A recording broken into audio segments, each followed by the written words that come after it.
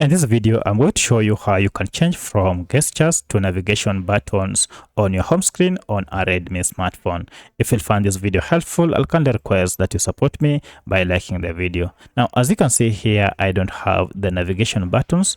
I'm currently using gestures, but I like to add them. To add them is quite simple. I can go to settings here and then go ahead and look for the option called home screen.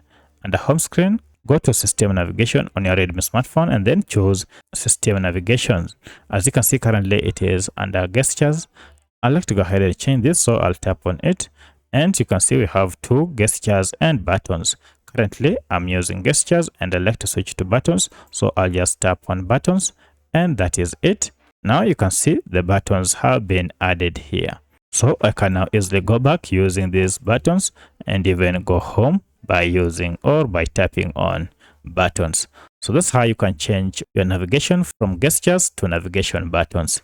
If you have any other question, kindly let me know in the comment section. Otherwise, thanks for watching and let's meet in the next video.